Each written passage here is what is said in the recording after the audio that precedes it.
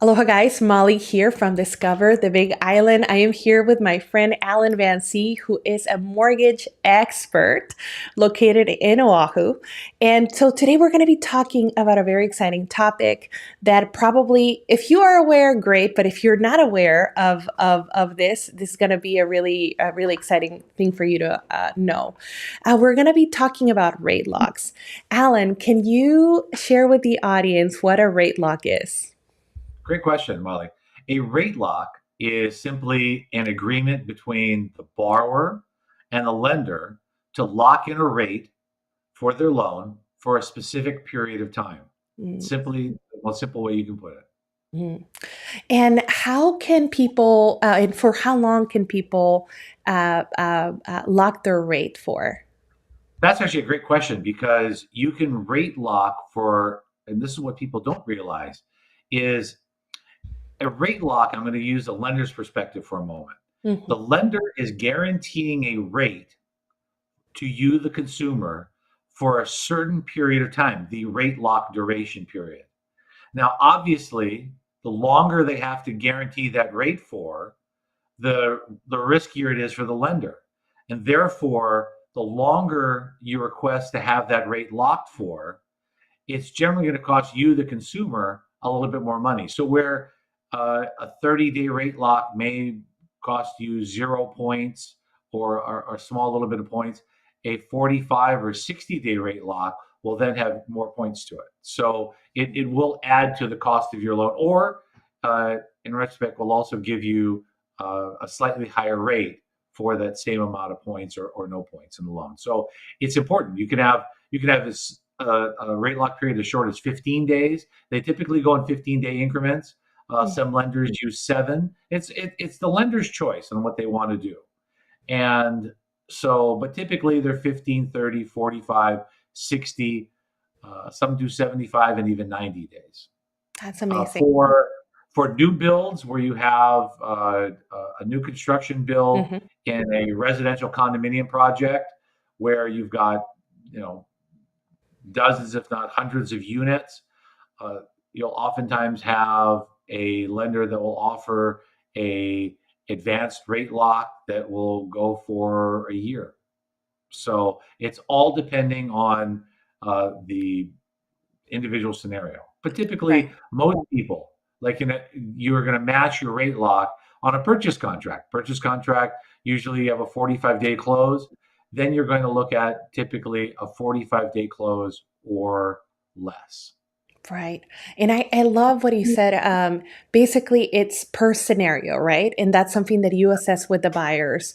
You have to look at the specifics on the contract. And once the buyers are ready to lock, then you say, well, this is what we have ahead, and this is a recommendation, right? Right. So, I do spend quite a bit of money every year on people who do nothing more than bond prognostication, which they're trying to forecast interest rates and where the rates are going to be tomorrow.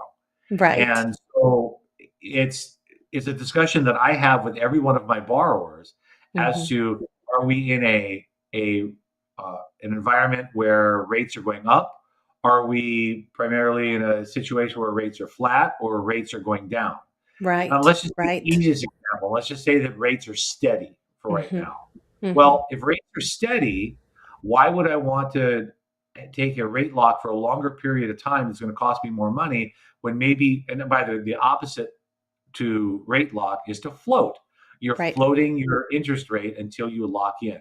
So why not float for example, you can contract for 45 days and there's nothing that you can foresee, that the bond guys tell me at least.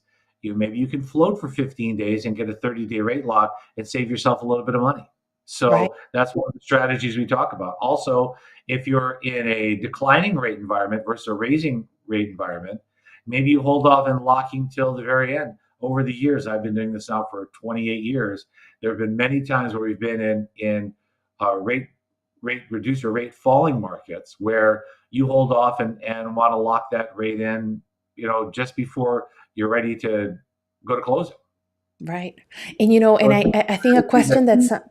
Oh, Alan, I think a question that sometimes pops during escrow and something that we have experienced together is what will happen if the rate changes before the closing date, right? Okay, so let's talk about rate locks and what happens if you do rate lock your loan and then rates change. I think Hmm. that's the essence of the question. So remember, a rate lock is an agreement between the lender and the borrower.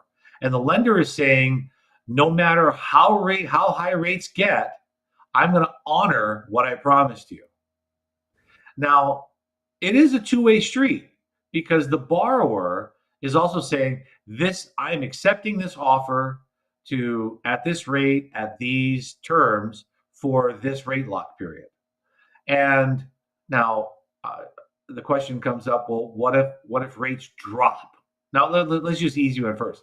If rates get higher during that period, the lender is going to honor their word and they're going to close you within that rate lock period at that rate they promised. Right. The buyer, on the other hand, what is the buyer's options? Well, what if you took a 60-day rate lock, for example, a long rate lock, and 30 days into it, rates drop significantly. Hmm. Well, and I guess the answer there is significantly because significant is different for every person. For Right. some people, maybe an eighth of a percent is significant. Other people, maybe it's a half a percent. It all depends Hmm. also on the loan amount because a half a percent on a $125,000 loan isn't much, but a half percent on a $2 million loan is quite a bit. So Correct. it's one of those things that you have to think about. Now, Hmm. what is the lender has a couple of options, or so the buyer, I should say, has a couple of options in this situation. They can go back to their lender and say, "Hey, rates have dropped. I would like to, you know, uh, get a lower rate." Hmm. Now, some lenders offer what they call a float down, a free float down. Some do, some don't. And it's a good question to ask your lender if that's something that they offer. Like I said, some do, not many do, but some do, most don't. And the operative word there is most don't. Now, it does happen because here's what the lender has to balance is that if the borrower says, well, rates have dropped and you're not going to do anything for me, I'm just going to cancel my loan and I'll go somewhere else. Right. So that's where the lender, despite by the way that you had an agreement to honor this rate lock, the consumer does have the right to walk away from their loan at any point. Just because Yes. you've signed an application and you've signed your disclosures and you've gone into a rate lock agreement, that doesn't mean you can't cancel your transaction and go somewhere else. It breaks Right. my heart to have that happen. In the last 28 years, I've had it happen two times, maybe three, but it's been nothing compared to the thousands of loans I've done because Right. I've always worked with our clients to have realistic expectations about where interest rates are and where they're going. So rarely do you have a situation in 30 or 15 days where you're going to have such a drastic change in rates where it would warrant a borrower walking away to go to another lender. Right. So now this brings up all kinds of scenarios that we can get into. For example, I think one of the questions that you asked that you wanted to cover here is what happens if you're in a rate lock situation Yeah. and for no fault of yours, let's say it's a purchase transaction, you're the buyer. Let's say that something happens on behalf of the seller side and they can't maybe execute all their documents or they promised to get some work done and they didn't get the work completed in time and it's going to push your closing back and it will then go past your rate lock expiration date. Right. What is your options there? Well, I think that the good course of action is to talk to your lender immediately about what options you do have because in purchase situations, some of them will offer a free rate lock extension of Hmm. a few days. It all depends on how long you locked in your rate for as well. I Right. know this. We keep talking about well, it depends on this, it depends on that, but it really does. There are so many variables and scenarios that these are the things that we have to discuss and bring up. So there's no blanket answer that if this happens, that happens. Right. So if We're you dealing are with an going to have, extensive menu of options. so if you're going to miss your rate lock expiration date, and you're going to have to extend your rate lock, and maybe it's happened, you've already got your free extension days, and you're still going to be past that, then it's going to cost you money to extend the rate lock. Now, if it was no And fault it's of not your a own, few and it's not a few dollars. it all depends. Typically, it might cost you a quarter point. So a quarter point on a $400,000 loan is $1,000. So yes, it could be a lot of money. And this is something that has to be then discussed with your representative agent, because if it's not your fault, they're going to have to go back to the seller and say, "Hey, you're causing my client to have an extra cost that's not their fault of Right. $1,000," and try to negotiate something out of that.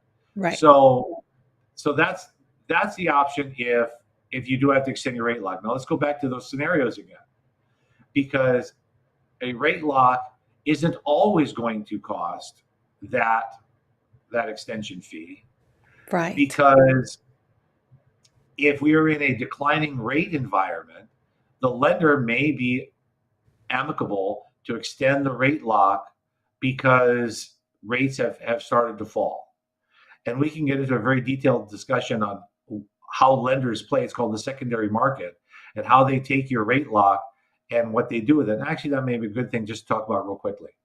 Is that when a lender confirms and issues a rate lock, what they're committing that rate to you, but on the back end, they're reserving those funds with, for example, Fannie Mae or Freddie Mac, for that amount of money at those terms. Hmm. So when they can't extend that rate lock, it has to do with, it's not because they're being mean or greedy, but it's that they have an agreement on the back end with someone else where those funds are coming from. Right. Right. So it gets really complicated, and don't want to dive into the weeds in it, but it's not just because your lender is being mean and greedy. Right. So then the question comes up, well, what if your rate lock expires? And this is where you really don't want this to happen, because if your rate lock expires and you still want to close with that lender, you are then going to be subject to a relocking fee, and your rate is going to be subject to either the rate you had or the current market rate, whichever is higher. So if you're in a rising rate environment and you let your rate lock expire, Oof. that's the worst case scenario you could be in, Right. because you're going to be subject to a higher rate. So you don't ever want to have that happen. But what you ask, I see that smile on your face, is what happens if you're in a rate environment where rates are dropping? Why can't you then just let your rate lock expire? And then can't you just relock it at the lower rate? And the answer is no. Most lenders, in fact, I'll say all lenders, have a restriction on relocking a loan that has expired. And the general scenario is that if your rate lock expires, you have to wait 30 calendar days before, if you were to rate lock again, for you to then get current pricing and current Mm. rates. So who knows where rates will go at that point? Say rates drop a 0.5%. He's like, fine, I'll just wait and I'll negotiate an extension to close with the seller. But you're Gonna not be really guaranteed that you're going to get that rate. What if rates go back up again and they're even right. higher? Right. Yeah, So and then the seller is riding that wave with you, which is highly unlikely for them to be agreeable to something like that. right, Yeah. and so when should someone rate lock their loan? Because I think is a great question to ask. And you have to realize that, yes, I pay lots of money for bond prognosticators to help me in, but to all of them, it's still a guess. It's like counting cards in Vegas. No one knows if anyone tells you they know where the rate's going to be tomorrow, they're lying to you, because no one Run. knows. It's a crapshoot. You don't know. It could be higher, it could be lower. As Right. we're recording this today, rates are trending lower, and that wasn't expected today. Mm-hmm. But all of a sudden, someone got a idea in their head in Europe that, oh, I think the economy is going to slow down, and that does well for rates. And that's a whole other topic for another show that we'll have. But on why rates, what affects mortgage rates. But it's a crapshoot for you. And so the question is, do you want to play Vegas with your mortgage interest rate? So the question you have to ask yourself is, when your lender says to you, would you like to lock in your rate and terms? You have to not think about where the market is going to be tomorrow. You have to look at that rate lock, look at that payment, look at the points you're going to pay, if any, and determine if that is acceptable to you. If it is, then you saying, "Oh, gee, I wonder what rates are going to be like tomorrow."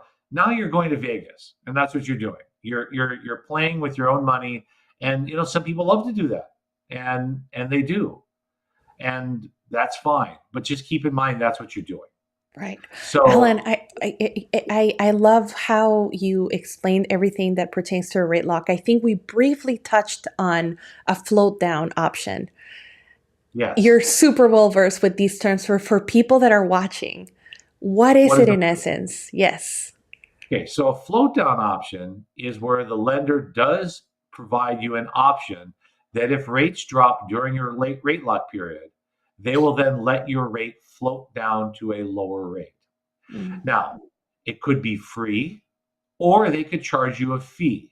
Mm-hmm. And you'll have to determine based on how much of a difference you'll get in the rate and what they may charge you for that float down, Mm-hmm. then you'll have to determine if it's worthwhile or not. Because keep in Right. mind, they've already reserved your funds at a higher interest rate with for example, Fannie Mae and Freddie Mac. They'll Mm-hmm. have to cancel that, and they're going to be charged a fee for canceling that as well.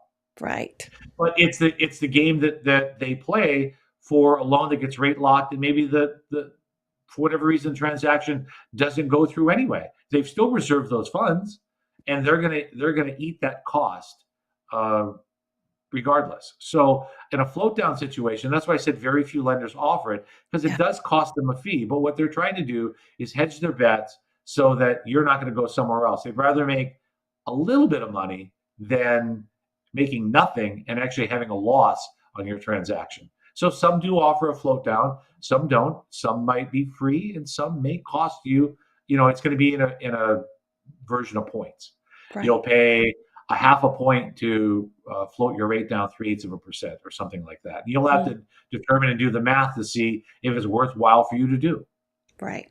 And this is what when it pays to talk to an expert like Alan, because then you can weigh on all your options and make sure that you are comfortable with however you want to proceed with your loan, right? Right, exactly. And we'll save for another discussion another day on paying points. And Yes, and that's next. and is it worthwhile to pay points, and how many points should you pay? And the answers will surprise you, but we'll save that. We'll make that as a teaser for another day. Right. For our next video. Well, you guys, But thank you so much for watching. I thank you for being a viewer, and yeah, be on the lookout for our next program in regards to other topics that we have lined up, and let us know if you have any questions. Feel free to connect, and we send you lots of aloha from the Big Island thank and you. Alan from Oahu. Hey, Aloha, guys. guys.